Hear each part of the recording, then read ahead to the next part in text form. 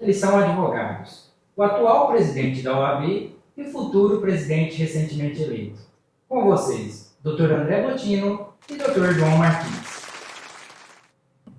Gente, muito obrigado pela presença de vocês aqui. Enorme carinho que eu tenho com vocês. Um prazer enorme estar aqui com vocês. Sintam-se em casa, a casa é nossa. Aqui também eu posso dizer que é a casa da cidadania também, como a nossa ordem. André Bottino, André Luiz Bottino de Vasconcelos, é um advogado de Jaboticabal, é o advogado de Jaboticabal, nasceu em 21 de novembro de 1970 em São Paulo e tem 53 anos. Em 2024, candidatou-se ao cargo de vereador em Jaboticabal pelo partido MDB, utilizando o nome de urna André Bottino. Nas eleições de 6 de outubro de 2024, obteve 247 votos. É pela terceira vez o presidente da ORD desde 2013. Desde 2017. É verdade. Desde 2017.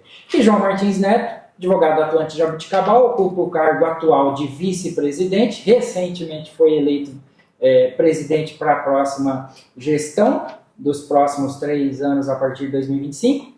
Nas eleições municipais de 2020, João Martins também candidatou-se ao cargo de 2020, também candidatou-se ao cargo de vereador pelo PSC, Partido Social Cristão, utilizando o nome de urna Dr. João Martins. Em 2023, como vice-presidente da subseção da OAB de Jaboticabal, participou da entrega de 150 litros de leite à assistência social de Jaboticabal, demonstrando seu envolvimento em ações comunitárias. É isso aí, né, gente? Nosso departamento de inteligência aqui tá certo, né? Tá correto. Mas, além disso, João, você também ocupa cargos de administração na ORD, que eu me lembre, mais de 10 anos.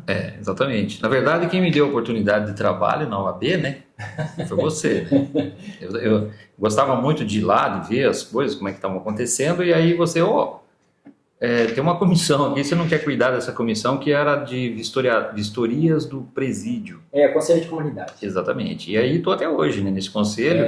Agregou-se o Conselho de Direitos Humanos, Comissão de Direitos Humanos, de Cidadania, enfim, Conselho Municipal de Segurança da Comunidade. Você representava a ordem. A ordem, conselho, exatamente. Né? Antes até do André entrar como presidente. Sim, era na sua gestão, ou seja, na sua primeira gestão, inclusive. Gente, mas antes da gente começar a falar especialmente de vocês aqui, eu tenho que dar um recadinho importante, que é a nossa agência de marketing e publicidade, a Veloz. O QR Code está na tela. Gente, vocês precisam de um up na imagem, seja político, seja empresário, a empresa. E o André, sabe o que eles têm? Eles têm até drone autorizado, regulamentado, com o prefixo da ANAC. Tem isso também. É a única empresa de Jaboticabal de publicidade e propaganda que tem drone com prefixo da ANAC, tudo regulamentadinho certinho. Então você empresário, você que precisa dar um up na imagem, presta serviço, autônomo, político que precisa dar um up na imagem, a agência de publicidade e propaganda, a Veloz em Jaboticabal, o QR Code está na tela. Gente, vou começar pelo André aqui. O que te motivou a seguir na carreira jurídica, André? Porque você já é o advogado mais antigo aqui, pelo menos de nós três. Sim. Bom, em primeiro lugar, eu quero agradecer o convite que você nos faz, a mim e ao Dr. João, meu colega aí há 9 anos na OAB, corrigindo, né, desde 2016, né, nosso mandato começou em 2016, fomos eleitos em 2015, né, então já são aí 3 mandatos, né. E a minha idade também, obrigado, você me tirou um ano. Né? Já está no 54. Né? Nosso setor de investigação deu uma ajuda. Bom, doutor Alessandro, o que me motivou na carreira jurídica... O que me motivou, eu vou ser sincero com você, eu não sabia o que eu faria da minha vida. Não sabia. Eu estava fazendo cursinho, não sabia o que eu iria fazer, pensei em fazer o curso de História, me inscrevi fazer o vestibular da Unicamp em Economia, na Unesp em História e Direito. Eu não sabia o que fazer. E acabei passando em Direito, na Unesp, e comecei a fazer o curso, quase desisti no primeiro ano, né? Porque me parecia que não quase desiste no primeiro. Primeiro ano é terrível, né? Não me parecia uma coisa que eu ia gostar, mas depois eu fui pegando gosto pelo direito. Eu tenho um tio que é advogado, E resolvi que eu queria ser advogado, mas foi assim, foi uma vocação tardia, não foi uma vocação que eu posso falar que, olha, nasceu comigo. Ou seja... Eu era comerciante na cidade, eu trabalhava com autoescola, despachante e tal, e no ramo de despachante você trabalha muito com direito, né, por conta de documento, aquela coisa toda. E eu me aplicava muito em legislação. Então era bem afiado em legislação. E por conta disso eu acabei proporcionando, né, para a Associação das Autoescolas que tinha aqui na cidade, despachantes, um relacionamento muito próximo, né, dos delegados, inclusive aqui de Jaboticabal, da região, delegacia regional, seccional. E aí então comecei eu falei, bom, eu vou ver se eu consigo galgar outros caminhos, né, porque nessa área, né, como despachante policial que eu chegava até um certo ponto administrativamente. Aí tinha que ter outros domínios, né, e eu não tinha. Então eu falei, vou me tornar advogado para eu pegar daí para frente. E foi assim, né, eu comecei a estudar também tardiamente, né, como advogado, fiz o curso de Direito, e aí estou aí até hoje, né, fazendo e aplicando-se, né, em vários setores da advocacia, inclusive júri, né, gosto de fazer atuar no tribunal do júri. Eu acho que é o júri. Então, foi assim, né, eu tive influência de outros, meu tio Dorival Martins de Andrade, ele era advogado, procurador da prefeitura, exatamente. Me incentivou, foi um grande incentivador. Ele é um historiador, além de tudo, né? E falou, olha, segue, né? Segue que você tem o dom aí, o tino para você. Dos grandes advogados de Jaboticabal, com certeza, né? Ele era procurador do município aí, e atuou, acho que em todas as gestões que eu me lembre, né? Desde a década de 60. Até ele se aposentar aí, acabou falecendo, né? 2000 e pouco, assim. Nossa, eu lembro dele na prefeitura, pelo menos até 2010, talvez, sei lá. Foi bastante atuante, né? E os prefeitos ouviam muito ele, né? Ele tinha um conhecimento muito profundo do direito administrativo e aquela visão que o advogado tem um pouco mais na frente, né? Então, muitas vezes ele aconselhava e os prefeitos, né, todos que nós conversamos até hoje, falavam que ouviam, né? Não tem como falar. Funcionário público também, eu lembro da prefeitura, tipo, seja contador, secretário de fazenda especialmente, né? Eu lembro que ele tinha um projeto, mas nunca conseguiu colocar no papel, que era do Código Administrativo. Que, né, saber um processo administrativo, entra lá, vai para que setor, quanto tempo tem que ficar, não tem esse regramento, né? Processual, não tem esse regramento. Então, daí, ele tinha esse projeto. Uma vez ele falou para mim, e é super legal. O André, e qual foi o seu maior desafio na advocacia, já atuando profissionalmente? Né? Você já está com quantos anos de formado? 30 anos. 30 anos já, 3 décadas. 30 anos de formado, ganho de vocês facilmente. Ganhou 5 anos. Eu tenho 22. São 30 anos. Fala, Mário, como advogado, os maiores desafios que eu já tive, em termos de trabalho, são as ações civis públicas, as ações que nós trabalhamos aí na defesa dos agentes políticos.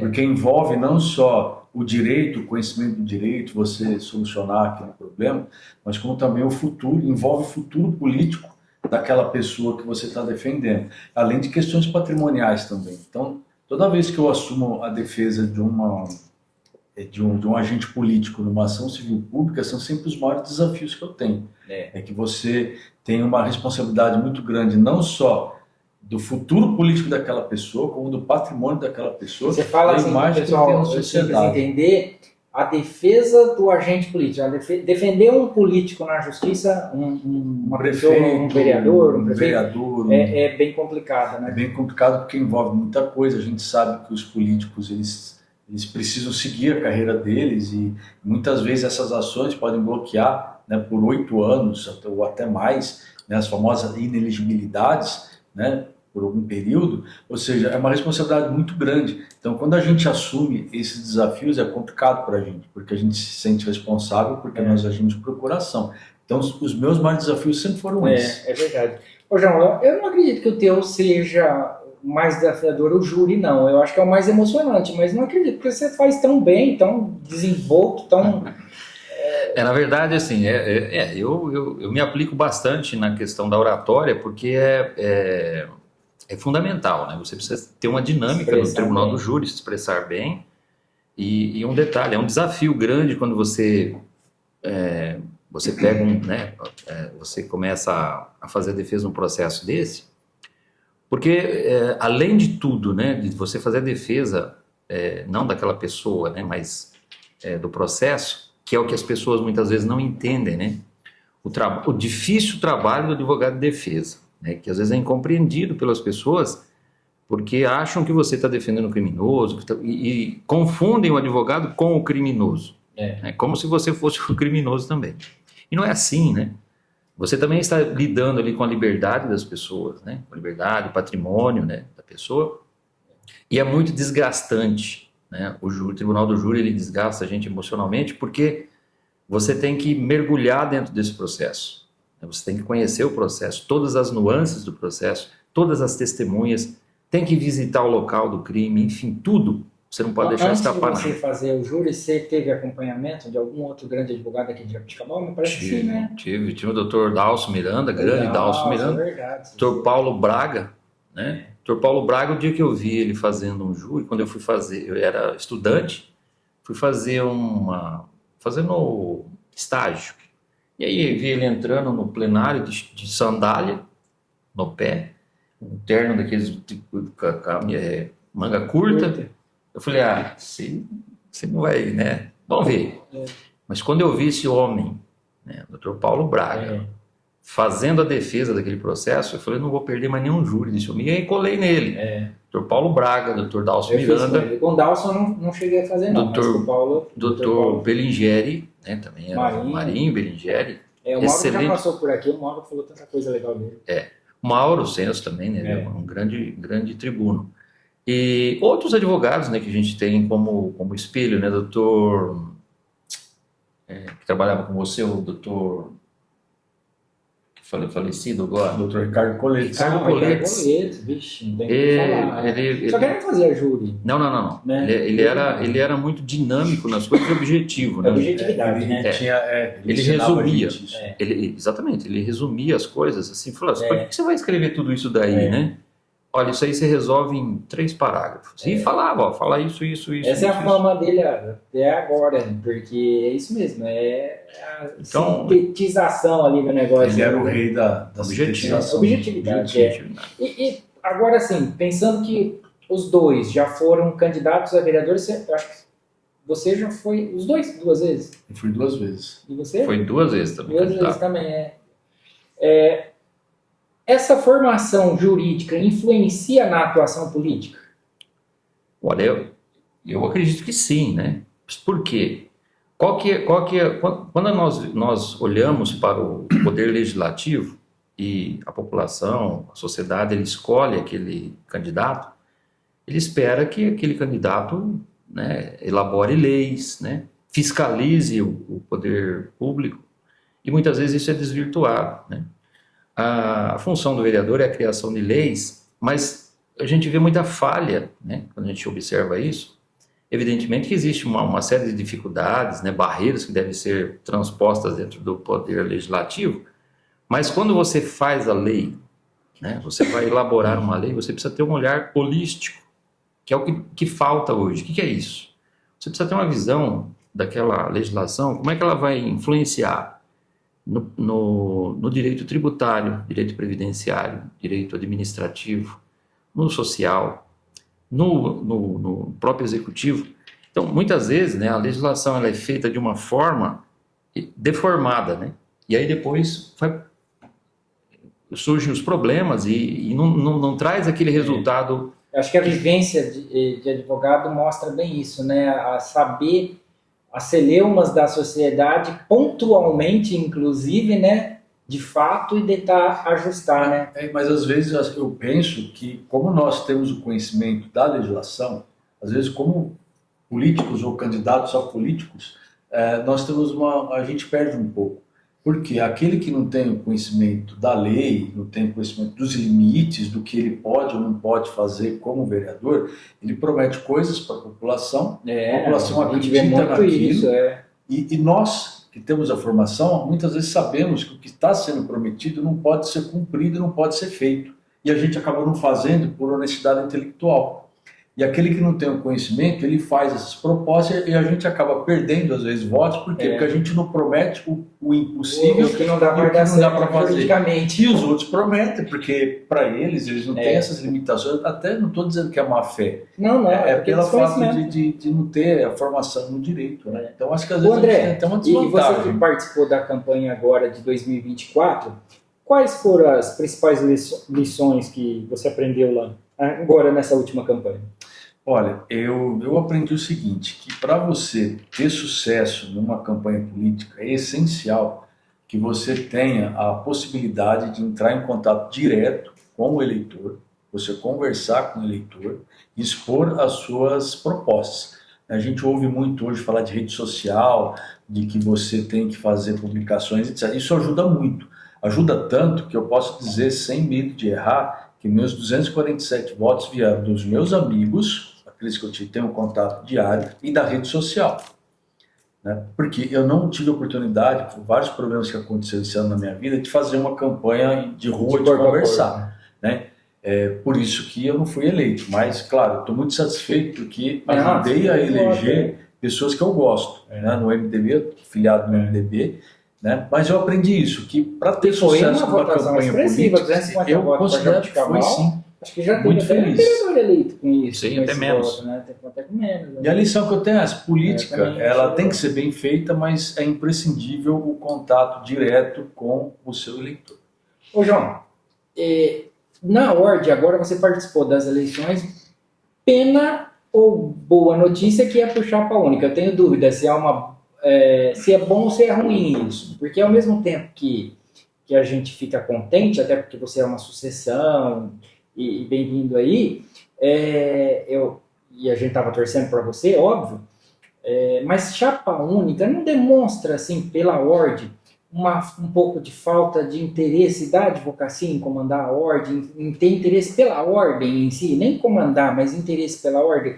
E isso, eu estava olhando, foi assim um exemplo para várias subseções da região, para várias cidades da região. Difícil a gente ver hoje uma cidade, especialmente da região, mas assim, interior de São Paulo, que teve concorrência, 2 chapas, 3 chapas, só grandes centros, e olha lá ainda, e olha lá.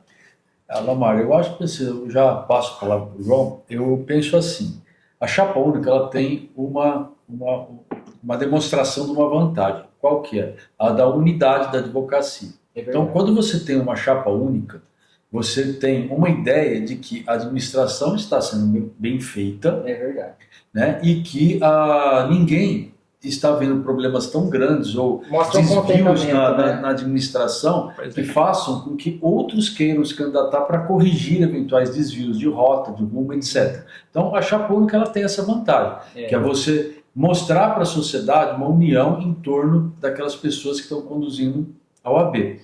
Por outro lado, é um desafio muito grande o que você falou, a gente hoje, com esse tempo de internet, de rede social, etc., de afastamento com a audiência virtual, o advogado tem interesse na casa.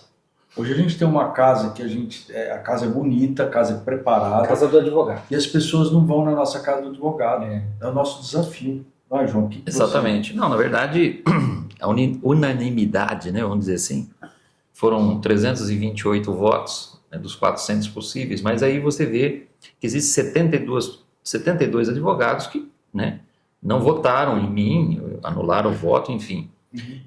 Isso nos faz pensar não só nos 328 advogados, né, que acataram a nossa ideia, que aprovaram a nossa ideia, mas também existe aí um viés que resolveu não votar por uma razão ou outra, um descontentamento, e faz-nos não deixar acomodados, né? Não é porque eu tive 82% da votação que está tudo bem, não, né? Agora é o presidente de todos, né? Exatamente. Então tem que ir em busca, né, de saber qual que é, né, o que os advogados esperam, né, da nossa advocacia aqui em Jaboticabal, pretendemos continuar, ninguém vai inventar a roda, né? Nós vemos de 9 anos. Política é bem assim. Exatamente, assim, redondo, né? Vamos dizer assim. Conquistas maravilhosas que nós tivemos durante esses 9 anos, né? Se a gente for listar aqui, não dá tempo de a gente falar de tanta coisa que teve. Então, isso e de outras gestões também. Isso nos traz, assim, não um conforto, né? Só, mas também um desconforto de, olha, precisamos fazer coisa que eu penso, boa, né? Outra coisa que eu penso é assim, historicamente, não só na OAB, mas como também na política, vamos dizer, comum, o que a gente vê? As oposições que surgem do grupo político que ganhou uma eleição. E por quê? Gera descontentamento interno pela maneira como o presidente ou algum diretor conduz, no caso nosso, a OAB, e aí surge dentro do próprio grupo uma dissidência. Geralmente por quê? Porque não foi dado voz, não foi dado espaço, não foi dada oportunidade, etc. Isso eu acho também que nós, nesses 9 anos, por exemplo, o João, que é o nosso vice-presidente, ele tinha várias funções. O João nunca foi um vice-presidente decorativo. Ele tinha funções, ele sabia quais eram as funções dele, a gente nem precisava mais conversar, ele sabia que determinados acontecimentos, determinadas coisas, era ele. Dr. Anísio Melo, nosso tesoureiro, assumia as questões dele. Nenhum de nós, por exemplo, essas entrevistas, esses programas, nunca foi um privilégio só do presidente. Eu sempre tive essa noção de que uma diretoria é um poder compartilhado. Então, nós fomos eleitos todos. Não é só o presidente. Então, por exemplo, vamos imaginar que lá na primeira gestão eu tolhesse o João como vice-presidente e ele, claro, se ele é presidente hoje é porque ele sempre teve uma vontade de ser presidente. E eu tolhesse ele de agir.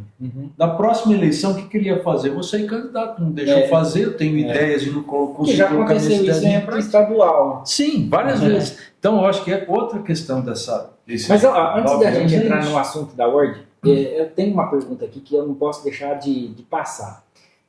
Já que ambos, ainda falando um pouquinho de política, política pública, já que ambos foram candidatos a vereadores, que projetos ou causas vocês gostariam de ter defendido como vereador? Bom, posso ser eleitos, né? Na verdade, nós temos, né, algumas aspirações e eu acredito que a Ordem sempre lutou por isso também, né? Porque era um desejo dos diretores, do presidente, enfim. Algumas ações, né, que poderiam ser feitas, é a questão da mobilidade urbana no município, né, que hoje ela está parada, né? Eu tenho plano de mobilidade urbana, por exemplo, no município, não tem uma evolução satisfatória. Ela anda aos poucos. O projeto de segurança municipal, né, o plano de segurança não da guarda municipal, mas assim, o plano de segurança do município, né? Ele foi incentivado várias vezes, né, pelo FEJA, né, a OAB participou disso, a Associação Comercial, enfim, várias instituições, a maçonaria inclusive, mas ele não saiu do papel, né? Isso foi mandado para a Câmara Municipal, para o Poder Executivo, tal, e não andou. Então, o vereador, né, como o vereador, por exemplo, se fosse eleito, né, ou os próximos que estão aí, poderiam cuidar disso, dar uma atenção para essa situação, né? Nós sabemos, e fomos várias vezes lá no Palácio dos Bandeirantes em São Paulo, levando pedidos, né? Depois nós podemos falar isso detalhadamente, mas assim, se você não tiver um projeto, o governador não vai olhar para o município. Então, se você não tem um plano de mobilidade urbana, um projeto de mobilidade urbana que ele seja exequível, um plano de segurança que seja exequível, né, você não consegue ter aprovação desses projetos pelo apoio, por exemplo, do governo do estado de São Paulo, governo federal. Tem os projetos, né, o Detecta, né, que poderia ter sido implantado, né, no município, e isso ficou na conversa só, discussões, e não avançou. E nós sabemos que a segurança para o município, né, onde falta segurança, falta tudo no município. Então, assim, a Guarda Municipal, né, nós já temos a lei aprovada aqui em Jabuticabal, o doutor Natalino, né, que é o precursor dela. Já passou por aqui, já... Então, assim, por que você não aplica? Então, por que não aplica? Então, exatamente, por que não aplicar, né? Então, assim, eu teria como objetividade, seria o plano de mobilidade urbana, né? Esse final de semana, não, ontem eu saí à noite, eu tenho minha cunhada, ela é cadeirante, e eu saí com ela para a rua ontem, no comércio, empurrando a cadeira. dela. Queria ver quais eram as dificuldades que o cadeirante tem andando na rua. Foram feitas várias modificações, eu vi, né, e realmente as rampas, né, ótimas. O Zé Reinaldo, que é o secretário de obras e o diretor do departamento, está fazendo bastante coisa boa. Porém, nós vemos outras coisas que dificultam. Por exemplo, as lojas. Tem lojas que não têm acessibilidade. Então, um cadeirante que chega numa loja não consegue entrar sozinho. Né? Então, assim, olhar isso, né? Nós temos uma dificuldade na nossa casa, né? Nós precisamos também fazer isso.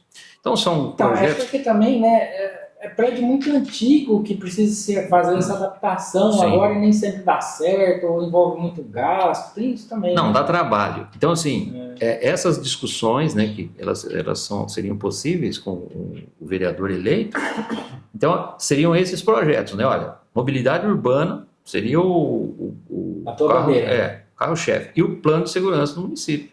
E tu, André? Bom, se eu tivesse sido eleito vereador, eu teria duas questões assim que seriam essenciais. Claro, pela nossa formação, a gente acaba abrindo muito leque, mas são duas que seriam essenciais. Primeira coisa, a gente tem muito espaço e campo, até conversei isso com o Alamar durante a campanha, porque ele também foi candidato na chapa do Nelson de Menas, vice-prefeito, de possibilidades para o advogado trabalhar auxiliando o poder público. A gente tem muito campo na cidade que o advogado pode atuar.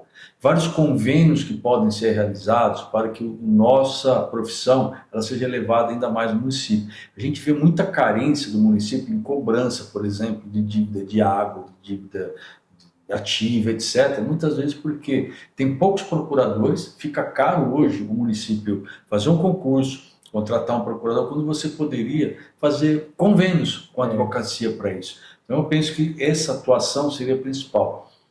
E a segunda, que eu também não menos importante, seria a questão ambiental, que me traz muita preocupação, que hoje a gente não tem nenhum vereador na cidade, e já há algum tempo nós não temos, vereador preocupado com o meio ambiente. No meio ambiente nós temos o plano de arborização urbana, que está pronto e não foi ainda aprovado. A gente tem não só a questão de árvores, que as pessoas quando falam de meio ambiente falam em árvore, mas não é só isso, é a questão do lixo.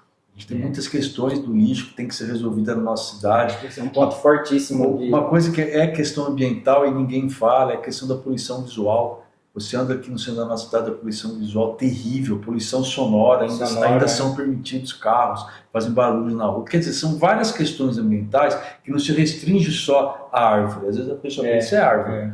Não é só isso. A gente tem na cidade muitos protetores dos animais, gato, cachorro, por exemplo. Mas não tem ninguém preocupado com os animais silvestres do nosso entorno que estão sendo vítimas, por exemplo, das queimadas.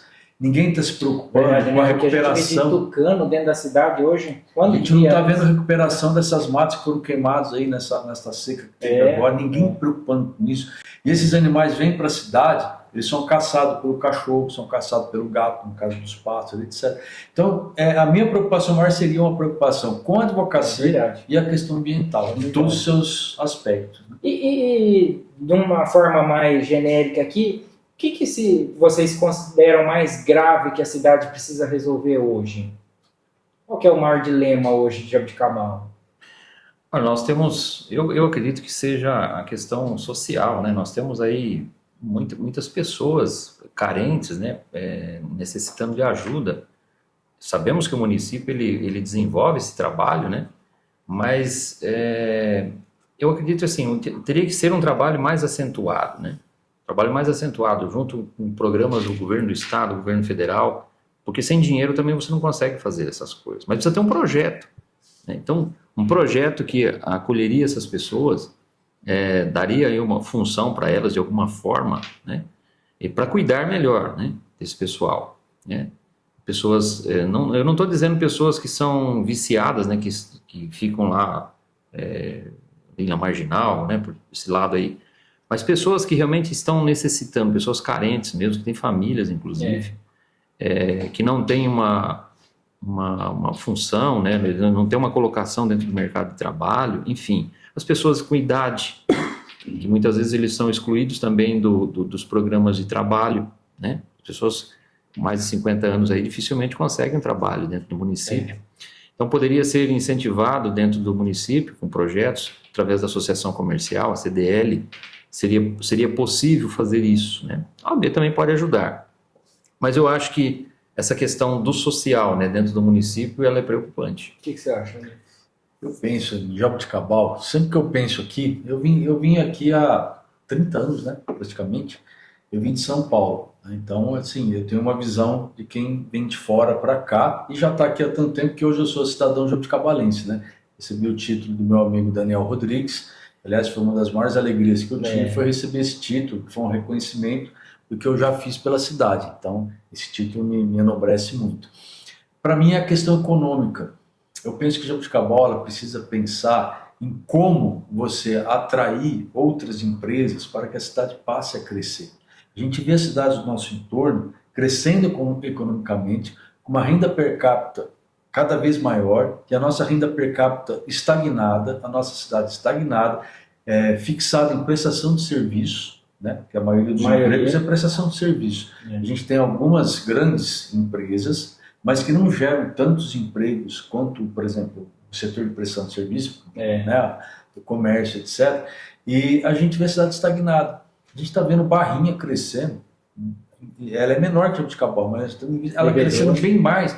Bebedouro, você vai para Bebedouro e compara Bebedouro com Jaboticabal, o que era Matão. Barrinha e Bebedouro. Quando eu mudei para cá 30 anos atrás, Matão ou era menor ou era batia com Jaboticabal. Hoje é muito mais sertãozinho, uma pujança econômica, e aqui a gente não consegue. Então eu acho que o desafio de todo administrador público na nossa cidade é essa. É você fazer o que nós temos a pujança econômica, e você inclusive resolve os problemas que o João levantou.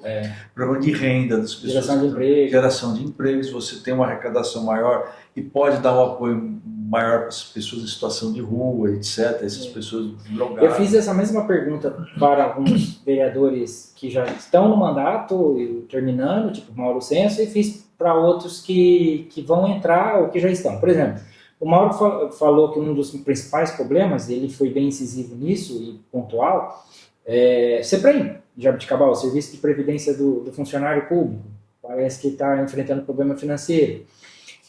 O Gilberto de Farias disse sobre a saúde, que não tem o que falar. O vereador que vai entrar agora, a partir do ano que vem, 2025, Jonas, também falou a respeito da saúde como os pontos nefrálgicos aqui de Jaboticabal. E agora vocês destacaram outros dois pontos importantes, né?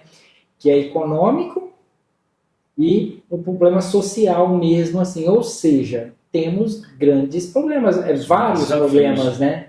Vários problemas, né? Se fosse todo mundo chegasse aqui e falasse que era só saúde, tudo bem, então a gente tem um ponto específico, mas olha a nossa abrangência, né? Bom, mas vamos entrar no assunto da ordem, já que eu estou falando aqui com dois presidentes, o atual presidente e o futuro presidente da ordem.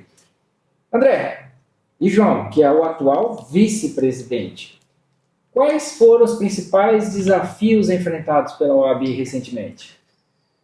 Olha, é aquilo que eu falei anteriormente. O nosso maior desafio hoje é fazer com que a nossa casa, os nossos serviços da advocacia sejam buscados efetivamente pelo advogado.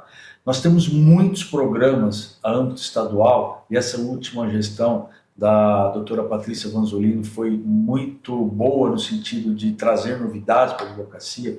Hoje a gente tem curso na Escola Superior de Advocacia para você poder usar cashback da anuidade que você paga.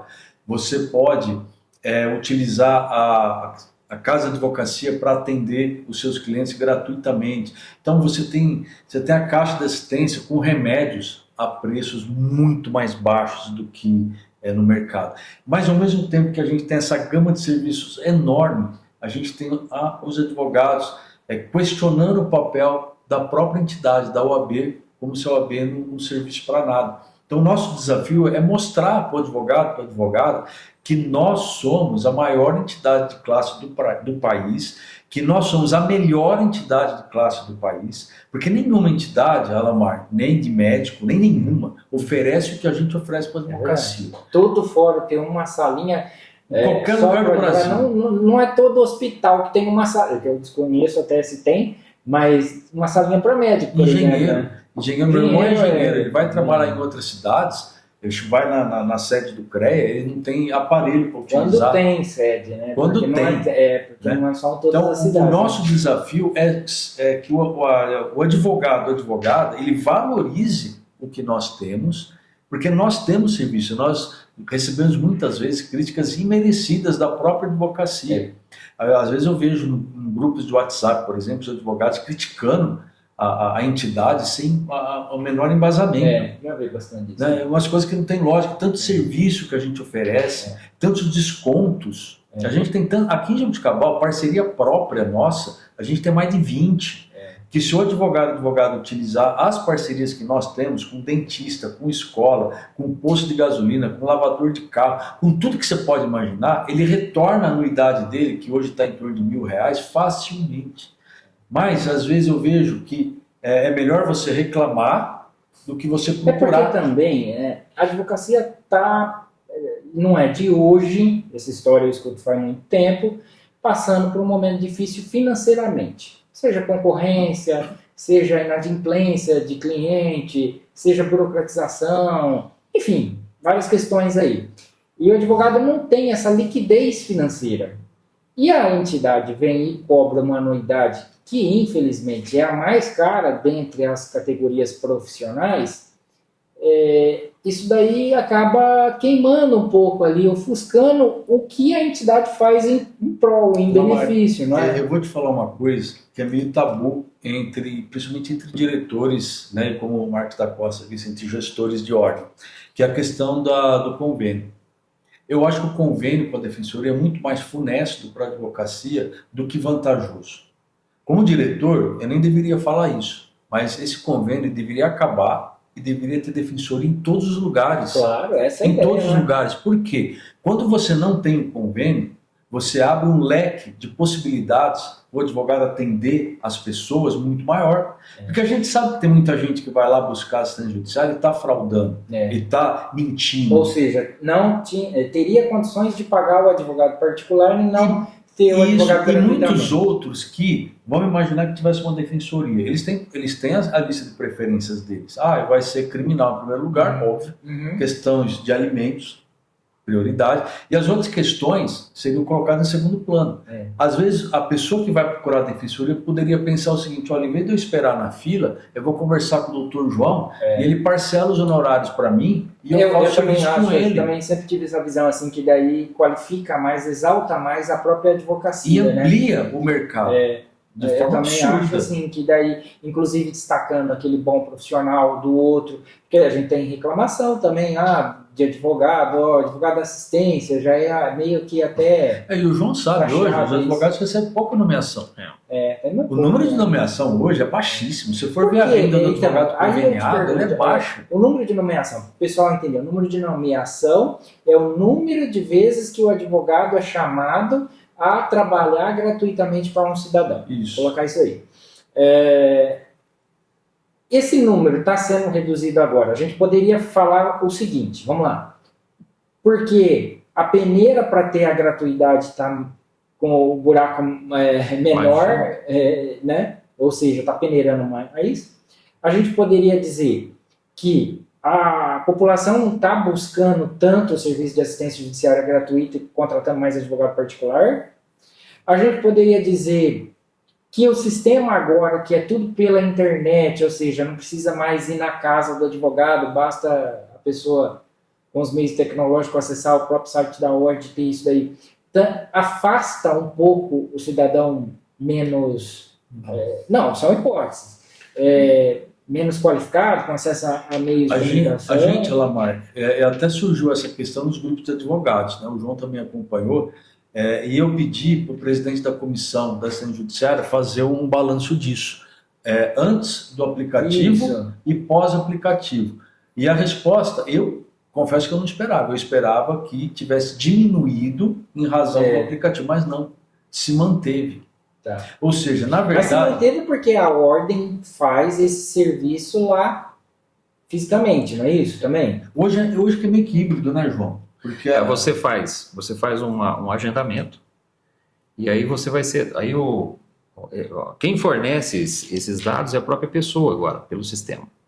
Então, quanto ele ganha, qual que é Então, mas se eu não tenho acesso à internet, eu posso ir na casa do advogado? Pode. E aí esse prontuário eletrônico tudo vai ser ali. feito pelos Então, inclusive, né, houve uma celeuma quanto a isso, porque teve colegas que não sabiam como é que funcionava a coisa e saiu falando besteira, né? Um monte de besteira. E aí tem os papagaios, né, que vão repetindo a mesma coisa. Então, não existe nenhum prejuízo para a pessoa que ele tem que usar um aplicativo, alguma coisa, se ele não tiver... Ele não conseguir fazer... Pelo contrário, é mais uma ferramenta para ter acesso a isso. Exatamente. Aí ele pode se dirigir a uma AB, tem uns apoiadores nossos, os colaboradores, que são extremamente treinados para isso, vão dar assistência para a pessoa, não vai ficar sem atendimento. Então, tinham colegas falando, mas acesso à justiça agora está ficando mais difícil, não sei o quê, porque a OAB que tinha que patrocinar isso não está patrocinando. Não. Nós temos uma ferramenta. Pediu esse estudo para o presidente, para mostrar que isso daí não era real. A ferramenta, ela veio para auxiliar. Aliado a esse monte de pontos, né, que você abarcou aí, nós temos uma outra situação, né? Nós temos, por exemplo, advogados inscritos na OAB que não atuam na área criminal, por exemplo. Se você perguntar para advogados que atuam na área criminal, que são nomeados, eles estão rindo à toa. Porque tem muita nomeação. Então, nós temos muitos advogados que atuam na área civil, família, alimentos... A concorrência é mais civil. Então, aí... mais especializado. Aí você... E a partir do momento que começou as audiências online, que daí tem a sustentação oral, os debates orais, né? Deu uma peneirada maior ainda, né? O pessoal é acostumado a escrever. Exatamente. Então, quando você... Esse é um desafio, né? Quando você está no processo criminal... quanto tempo você quer para fazer? Você tem 5 minutos para ler, se você não conhecer o processo. E você tem que fazer a sustentação oral lá. As alegações finais são feitas na hora. Então, e o que acontece num processo criminal, né? Vão as testemunhas e você tem que, na hora você tem que fazer isso. Você sabe conhece um advogado que ele sempre tem a sustentação pronta. E daí ele fica até bravo quando o promotor não tem e pede para ser por escrito, por memoriais, sabe? Então, mas essa situação, assim, né, a parte criminal ela não teve tanta dificuldade. Eu tenho muitas nomeações na área criminal e, assim, eu vou dizer para você que eu recebo quase que duas nomeações por mês de parte criminal. Quem chamou minha atenção para essa questão foi o Dr. Célio Brandão Filho, que ele tá muito em Goiás agora, se não me engano, e lá tem defensoria. Nossa, e ele falou, como lá tem defensoria pública, o mercado aberto à advocacia particular é muito maior, porque as pessoas procuram, seja porque não quer ficar na fila da defensoria, seja porque não passa no crivo da defensoria. Porque daí, como é feito por funcionários, servidores públicos, com outra perspectiva, não é um advogado que faz a seleção, é um servidor público, já muda um pouquinho aí a possibilidade de ter a indicação deferida, né?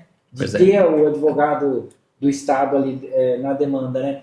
A OAB de Jaboticabal sempre foi conhecida, isso eu já ouvi de juízes aqui de Jaboticabal, uma relação muito boa entre a ordem e o judiciário. Isso é diferente até de outras cidades. Sempre tem aí uma celeuma entre advogados e serventuários. Tal. O Jaboticabal não, até os próprios juízes falam, olha, a gente se dá bem com todos os advogados aqui de Jaboticabal, a advocacia é muito boa, muito participativa e tal.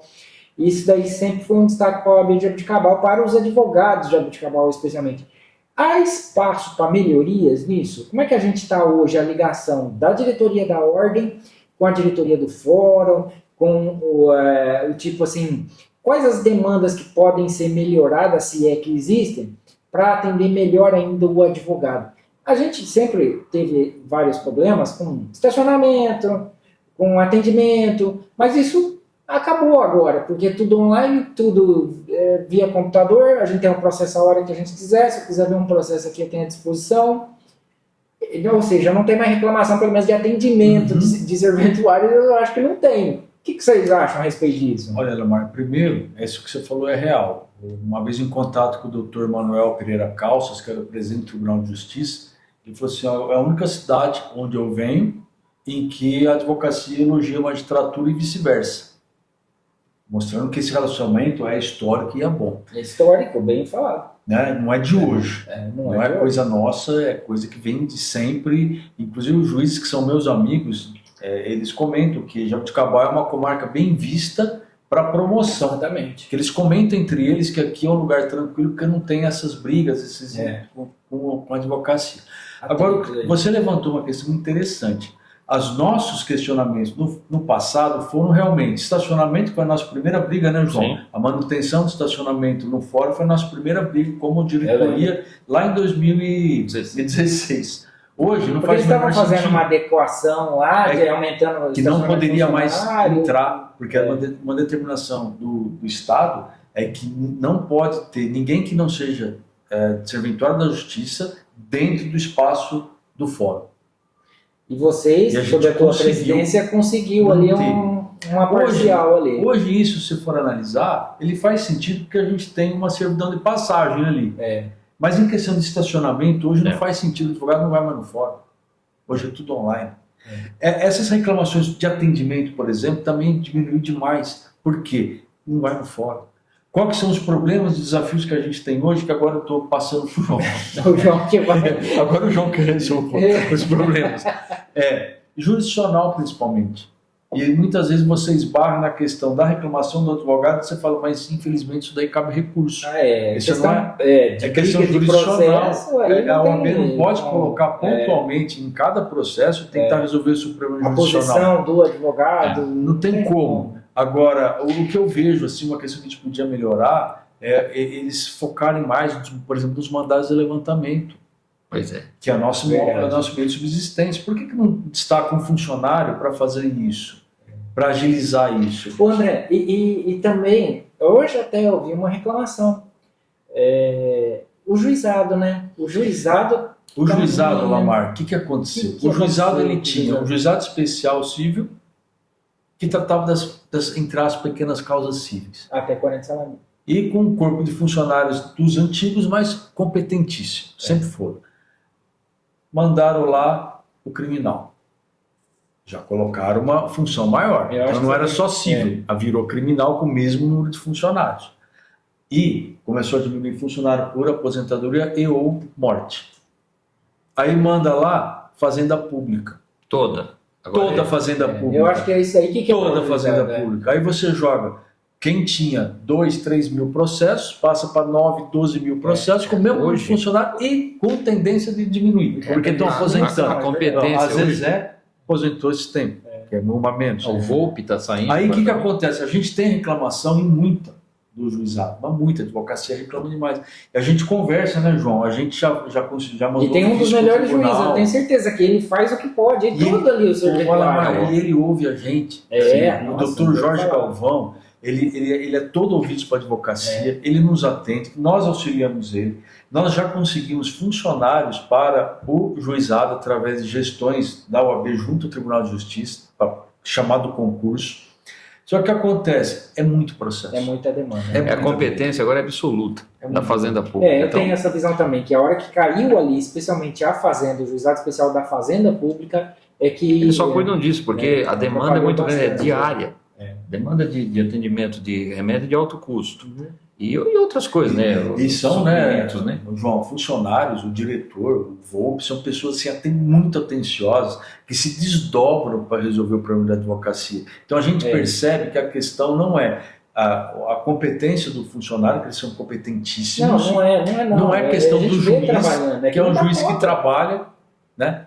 Que está presente no dia a dia do juizado. A questão é esse processo. Eu acho que nessa parte aí que você falou, assim, de ter alguém específico, um cuidado a mais com a expedição de mandados de levantamento, que mandado de levantamento, para o pessoal entender, é quando um cliente tem um dinheiro para receber na justiça.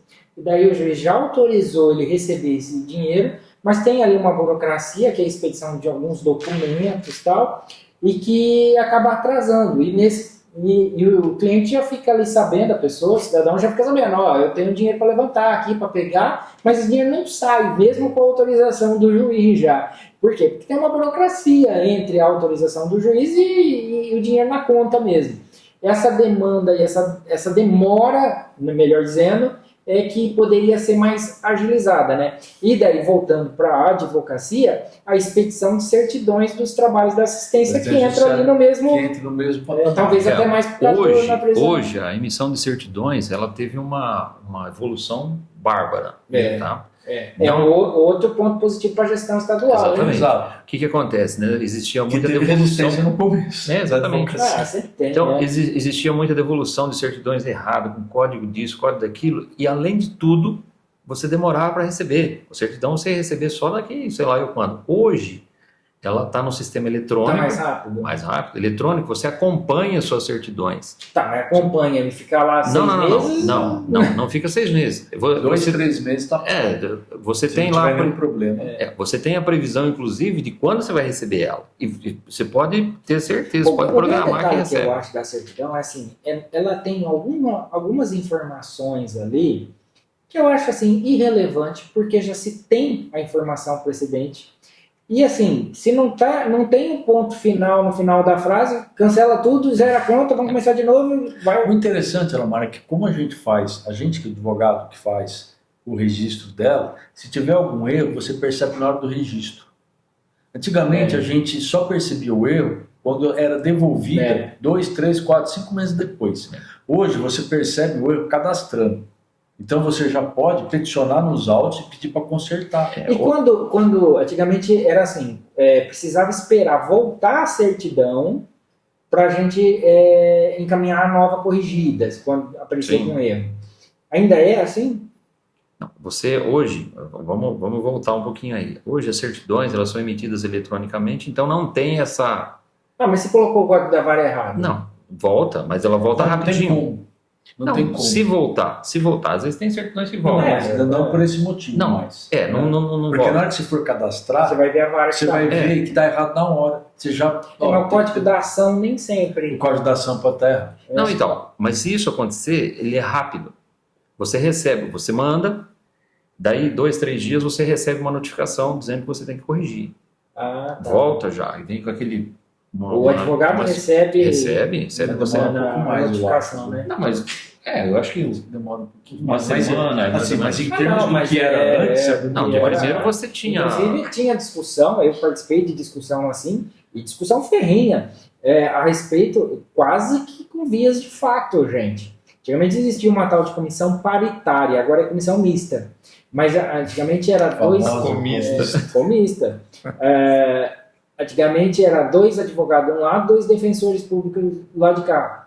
E numa mesa assim, e daí eles ficavam analisando as certidões do estado inteiro, imagina.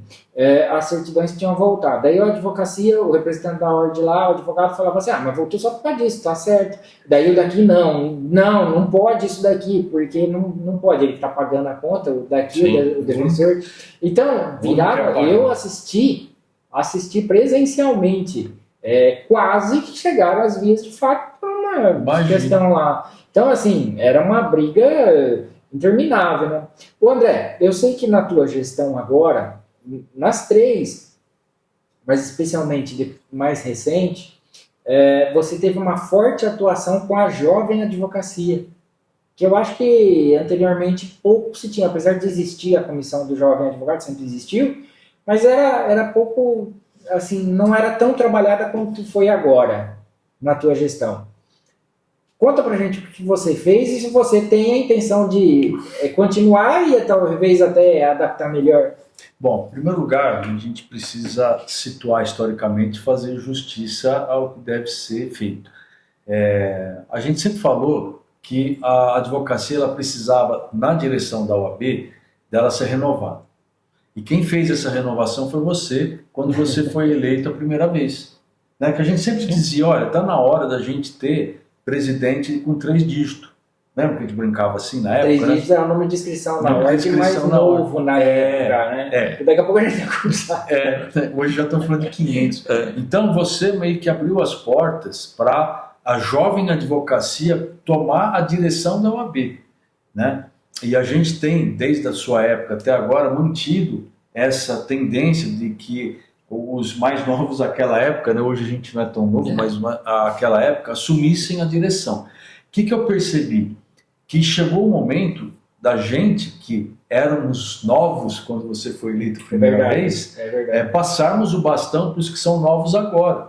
Porque nós hoje somos aqueles, entre aspas, velhos que impediam os novos de chegar. Então, qual que foi a minha ideia? Começar a preparar eles através de atuação na Comissão da Jovem Advocacia e já estão esparramando para as outras comissões também, porque preparando eles para ser os futuros gestores da ordem.